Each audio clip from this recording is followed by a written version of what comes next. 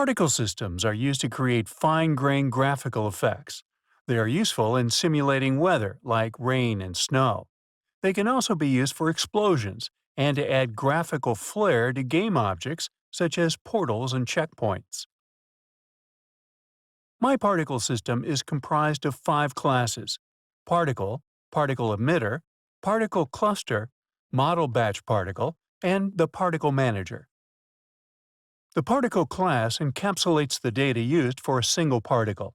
It derives from the physics class, which gives it the ability to update its movement realistically. It has a bounding sphere, which enables it to detect when it has collided with the game world. The distance variable is for keeping track of how far the particle has traveled from its origin, which is useful for fading the particle out when it reaches a distance threshold. The particle emitter class encapsulates the functionality of a single particle effect. For example, if you had an explosion effect which was comprised of fire streaks, embers, and smoke, the particle emitter would be able to represent one of these aspects. It derives from the batchable class type, which allows the particles to be rendered within a batch. This helps to reduce shader state change, which can slow down the frame rate. This class determines the blending mode that the particles will use. It allows a range of forces, sizes, and start speeds to be applied to each particle upon emission. Using ranges allows effects to look more natural. Some of its other features include the ability for particles to orbit specified points, play sound effects, and use animated textures. The emit function iterates through the particles. When it finds one that is currently inactive, it sets it up according to the initial values in the effect configuration file. ToOrigin allows particles that have originated outside of their parent's position to move towards it. This is useful for energizing type effects, such as when a checkpoint is activated. The plane length variable allows it to initiate particles that emerge from a planar system. This is useful for effects like portal emissions. The reflect angle range variable is helpful for making projectile collision effects look more natural by dispersing their reflection angles from surfaces.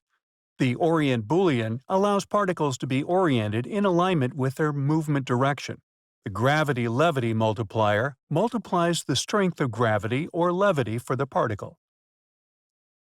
The vector variable sets the velocity of a particle to a rectilinear trajectory.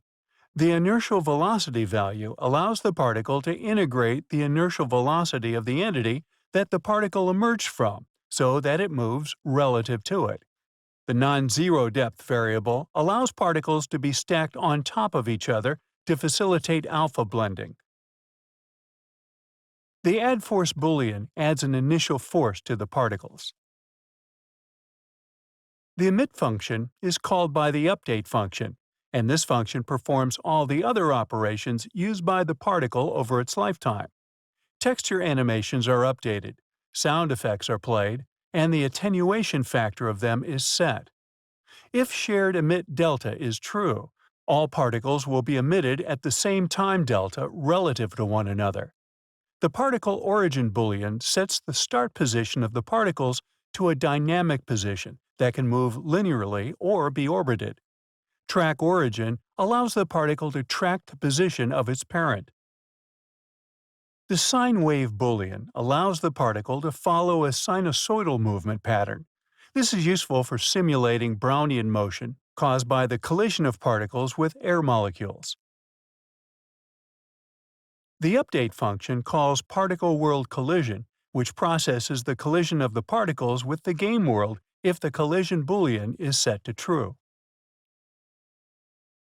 Update orient updates the orientation of the particle to keep it synchronized with its movement direction. End size allows a particle to be deactivated when it reaches the size specified. Max distance allows a particle to be deactivated when it reaches a maximum distance from its origin. Once all the particles are completely transparent, the particle emitter itself is set to inactive, the memory is freed, and the variables are reset in preparation for future use. The particle emitter is encapsulated in the particle cluster class as an array. This class represents a full effect. It could have enough emitters to simulate an explosion, some for a fire streaks, one for smoke, and another for embers. The emit delta range defines a period wherein a new particle can be emitted. The initialize function sets the emitter delta range and points the emitters toward the current cluster. The update function iterates through the active emitters. The finish function prevents further emissions of particles by the emitters and brings the effect to a natural-looking end. The particle manager handles the management of particle clusters. It derives from the parser class, which allows it to load particle effect files that define a particle effect cluster. An example of a particle emitter being defined is as follows. The cache cluster function allows particle effects to be preloaded so that when they are requested at runtime, they can be triggered without causing the frame rate to hitch. Particle effects require the reading of text files as well as the loading of textures, so it is usually best if they are loaded before they are needed. The initialize function sets up the parse tokens to read the emitters in from the file that defines the clusters. The getEffect function sees if the effect has been preloaded. If not, it reads in the file and initializes the effect. The request function iterates through the clusters array, searching for an inactive emitter. If it finds one, it sets the parent position and sets it to active. There are 7 versions of this function, some of which take in parameters for reflection effects and emission from planar surfaces. The createStructure function overrides the parser base class virtual function. It initializes the emitters based on the data defined in the effect configuration file.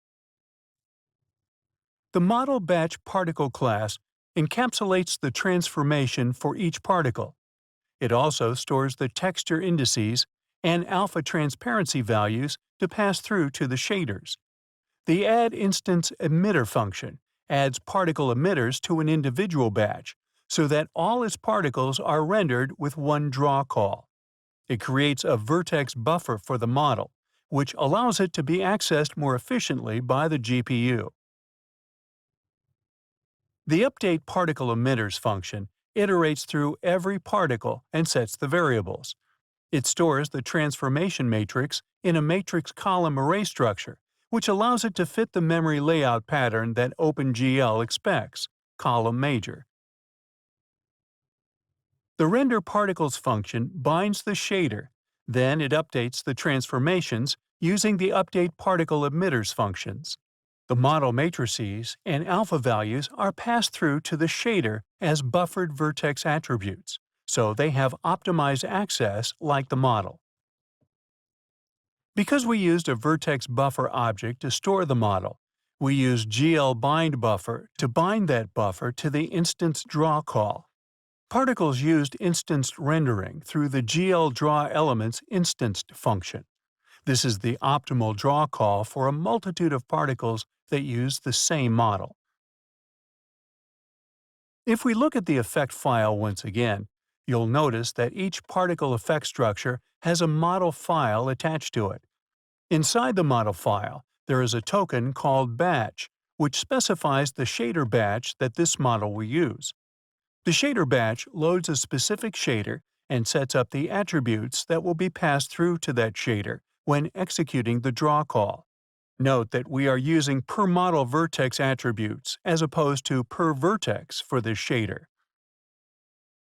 In the vertex shader, we set up the light vector and view vector in preparation for Phong shading in the fragment shader. In the fragment shader, we perform Phong shading and apply the texture.